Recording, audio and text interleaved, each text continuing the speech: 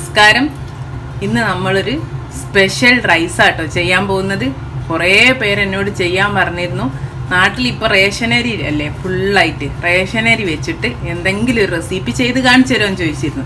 അപ്പോൾ അതുപോലെ ഞാനൊരു തേങ്ങാച്ചോറാണ് വെക്കുന്നത്.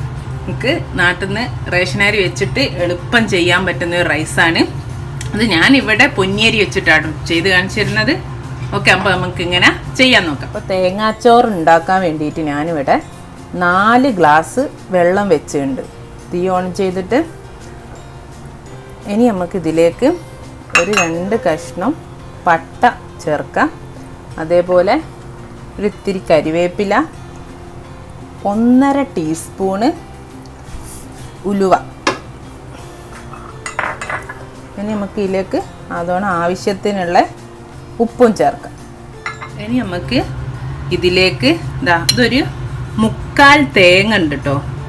3/4 തേങ്ങ ഞാൻ 2 മുറിയിൽ നിന്ന് കുറച്ച് മാത്രമേ മാറ്റി വെച്ചുള്ളൂ. 3/4 തേങ്ങ തന്നെ ഉണ്ട്. അത് ഒരു ടീസ്പൂണ് ജീരകവും 2-3 ചെറിയുള്ളിയും കൂട്ടിയിട്ട് ഒതുക്കിയെടുത്തതാണ് കേട്ടോ. പൊടിക്കുന്ന മിക്സിയിലിട്ടിട്ട് അത് തന്നെ നമുക്ക് ഈ വെള്ളത്തിലേക്ക് ചേർത്ത് കൊടുക്കാം. ഇനി ഇതൊന്ന് നന്നായി ഈ വെള്ളവും തേങ്ങയെല്ലാം കൂടി തിളച്ച് വരട്ടെ. ഇതുവരെ നമുക്ക് വെയിറ്റ് ചെയ്യാം. തേങ്ങ അരിഞ്ഞു പോവരുത് കേട്ടോ, ഒതുങ്ങ മാത്രമേ ചെയ്യാവുള്ളൂ. നമ്മളെ ചോറിന് വേണ്ടിയിട്ട് ഞാനിതാ 2 ഗ്ലാസ് അരി കേട്ടോ എടുത്തത്. അരി നന്നായി ഉപ്പിട്ട് കഴുകി. എപ്പോഴും നമ്മൾ വറ്റിച്ച് വെക്കുന്ന ചോറിന് വേണ്ടിയിട്ട് ഉപ്പിട്ട് കഴുകുന്നത് നല്ലതാണ്. ഉപ്പിട്ട് കഴുകി എടുത്തു വെച്ചതാണ്. ചെറിയ ചൂടുവെള്ളത്തിൽ കഴുകിയാൽ അത്രയും നല്ലത്. അത് എടുത്തു വെച്ചതാണ്. ഇതിന് 2 ഗ്ലാസ്സാണ്, അതിൻ്റെ ഡബിളാണ് കേട്ടോ എടുത്തത്. നിങ്ങൾ നാട്ടിൽ റേഷൻ അരി കൊണ്ട് ചെയ്യുമ്പോൾ ഇതേ രീതിയിൽ ചെയ്താൽ മതി, നല്ല ചോറായിട്ട് കിട്ടും. അതേപോലെ തേങ്ങയിൽ കൂട്ടിയ ജീരകം ഞാൻ വലിയ ജീരകം കേട്ടോ, മറ്റേ പെരുംജീരകം എന്ന് പറയൂലേ, ആ ജീരകം കൂട്ടിയത് കേട്ടോ. നമ്മുടെ തേങ്ങൻ്റെ മിക്സർ വെള്ളമുള്ള നല്ലോണം തിളച്ച് വന്നിട്ടുണ്ട്. ഇനി നമുക്ക് ഇതിലേക്ക് നമ്മൾ നേരത്തെ കേക്ക് വെച്ച അരി ചേർത്ത് കൊടുക്കാം. ഇത് നന്നായി ഒന്ന് തിളച്ചിട്ട് നമുക്ക് ചെറിയ തീയിൽ വെച്ചിട്ട് നന്നായി വേവിച്ച് വറ്റിച്ചെടുക്കാം. നല്ല ടേസ്റ്റ് ആട്ടോ ഈ ചോറിന്. ജസ്റ്റ് ഒരു നമ്മളെ നെയ്ച്ചോറിനൊക്കെ വെക്കുന്ന പരിപ്പ് കറി മാത്രം മതി ചോറ് കഴിക്കാൻ.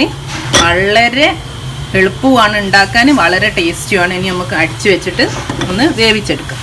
അപ്പം നമ്മുടെ ചോറ് ഇവിടെ റെഡി ആയിട്ടുണ്ട് കേട്ടോ. ഇതാ വെള്ളമൊക്കെ വറ്റി ഇടയ്ക്കൊന്ന് ഞാനിങ്ങനെ ഇളക്കിയിട്ട് കൊടുത്തതിന് നല്ല ചോറായിട്ട്. എനിക്ക് നമുക്ക് തീ ഓഫ് ചെയ്യാം.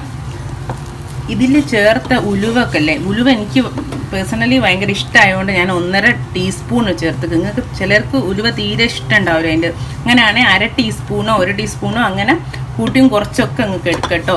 അതൊക്കെ നിങ്ങൾ ഓരോരുത്തരെ ടേസ്റ്റിനനുസരിച്ച് നിങ്ങൾക്ക് ഉപയോഗിക്കാം. ഇതാണ് ചോറ്, നല്ല ടേസ്റ്റാണ്. എല്ലാവരും ഒന്ന് ഉണ്ടാക്കി നോക്കൂ കേട്ടോ. പെട്ടെന്ന് കഴിയും, 15 മിനിറ്റ് കൊണ്ട് ഇവിടെ ചോറ് വെന്ത് കഴിഞ്ഞുണ്ട്. ഓക്കെ, നല്ല വേറെ ഇട്ടിട്ടുള്ള നല്ല ചോറാണ്. നിങ്ങളെല്ലാവരും ഒന്ന് ഉണ്ടാക്കി നോക്കൂ കേട്ടോ. എൻ്റെ ചാനൽ സപ്പോർട്ട് ചെയ്യണേ, സബ്സ്ക്രൈബ് ചെയ്യണേ. അപ്പോൾ കുഞ്ഞ് ബെല്ലൈക്കൺ പ്രസ് ചെയ്യാൻ ആരും മറക്കണ്ട. Okay, thank you.